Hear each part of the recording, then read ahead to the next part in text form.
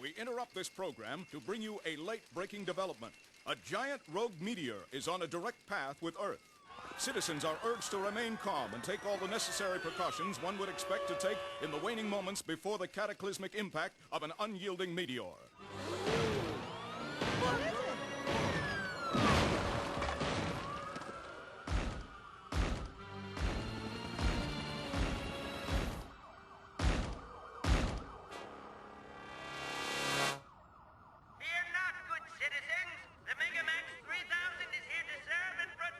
While causing millions in gratuitous property damage. And to think our guidance counselor wanted us to pursue a career in auto detailing.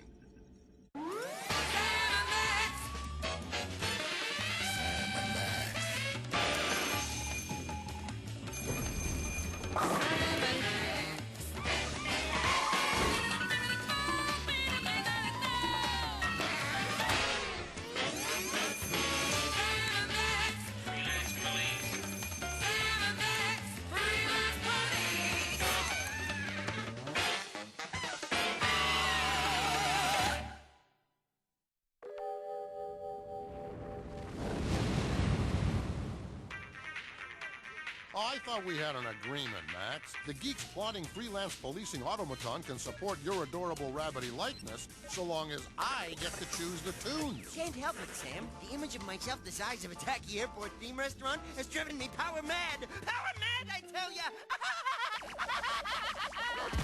We've just received word that the meteor has penetrated our atmosphere.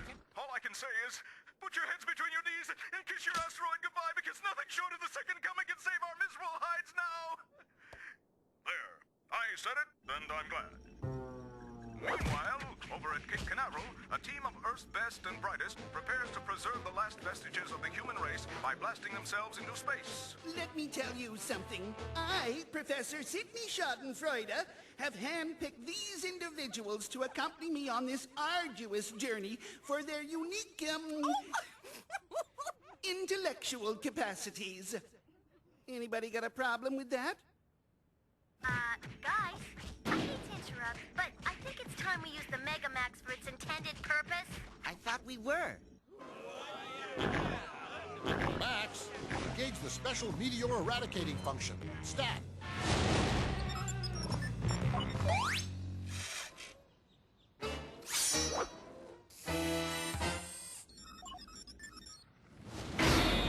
Well, it looks like he got all of that one, folks. It's going! Going! Gone!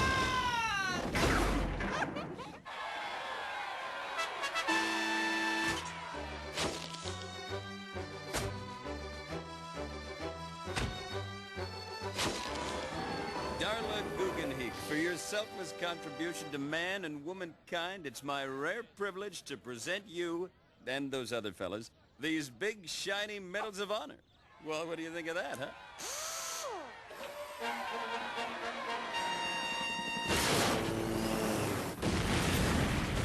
I'm seriously questioning the wisdom of putting you in charge of the arms, Max. Look at it burn! Tell me, young lady, what does the future have in store for this wondrous monstrosity? Gee, I haven't given it much thought. What do you do with a robot colossus once its usefulness is run out? Besides scrapping it for spare parts.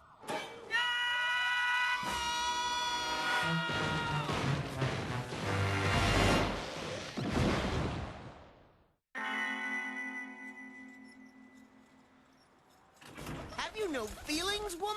You can't just dismantle our baby like some long-forgotten science fair project. Well, we have to do something. We can't just let it rot in the street. But we need a ridiculously oversized souvenir of faded glory because it's so useful.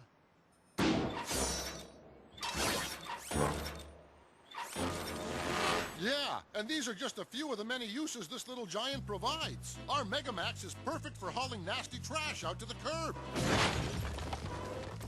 Not to mentioning opening those stubborn jam jars. It's a godsend when I'm late picking the kids up at school.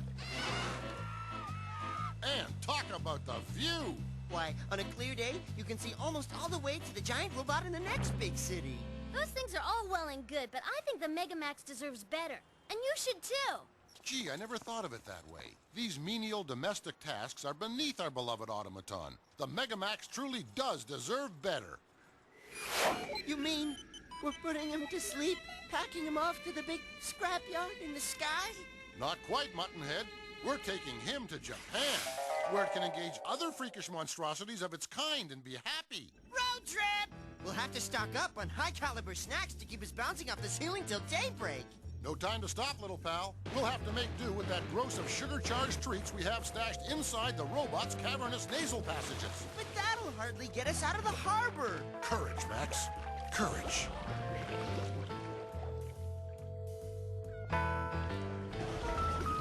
Well, here we are in Japan, land of the rising sun and home to shambling, rubberized beasties of all persuasions. You know, this is exactly what my dreams look like when I eat green bananas in bed. Looks like we got here just in time. This town is desperately in need of our extreme brand of unauthorized freelance policing. Extreme Freelance Police. Sounds like a committee-generated notion for next season, Sam. Quiet, Max, they'll hear you. Sweet mother in flats doing a salty crabwise shuffle. It's a Titanic type. They mutate so fast, don't they? Aaiiieee! Godzilla! We have awakened him from his afternoon slumber! We must flee or die! Now there's a new twist on a tired old gag. You said it, Joe. Come on, you big baby! You want a piece of me? Is the big baby gonna cry? Let's see you cry! Daddy's precious little baby's gonna gush like an evangelist! Hang on. Here we go.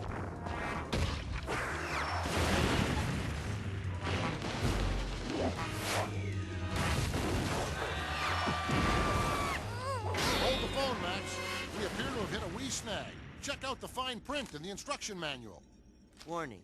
Choking hazard. This oversized automaton or destruction contains small parts and is not recommended for gigantic behemoths under 3 years old. Foiled once again by government regulations and good common sense. We'll just have to find some non-violent way to distract the overgrown ankle biter and lull him into eternal sleepy by time. Perhaps this conveniently abandoned pachinko parlor can be of use. Look what I got for you, Tootsie. Come on and get your rattle-waddle.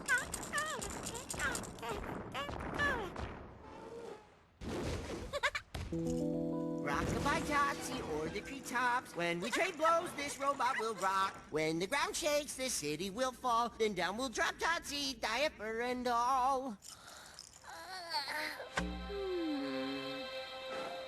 You have a real way with these gargantuan rugrats, Max. Leaves me all warm and gassy inside. Thanks, Sam. But like all of your kind, you can purge that feeling with a mouthful of crabgrass. Oh, gee, that little shaver's a light sleeper. He must have a sore bum.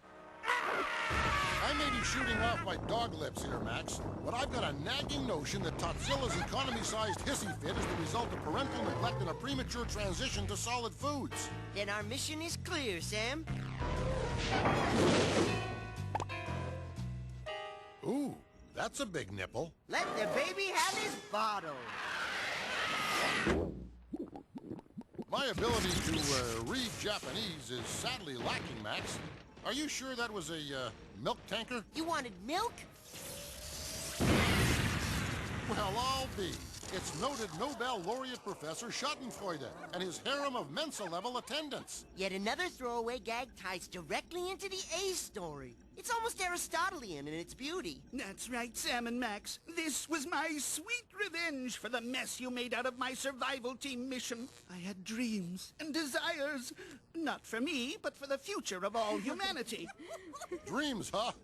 I'll bet you did. And now you foiled my dreams of vengeance. It's not fair for crying out loud in the mud. I'll get you for this. Easy, egghead. Don't get your pocket protector in a bunch. I think we may have inadvertently stumbled upon a solution that will rectify all of our problems. You see, Professor, in this way, you can continue your somewhat twisted brand of scientific research in outer space. And our Megamax gets a new job. Something worthy of its complete and utter hugeness. Goodbye!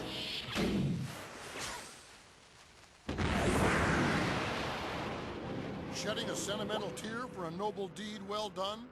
That and the fact that we just blew off our ride back home. Fear not, little pal. We can always thumb a ride with one of these cuddly atrocities of nature.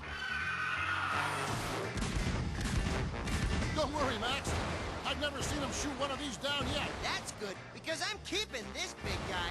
I'm gonna feed him and love him and groom radioactive lice out of his feathers every day. What do you think?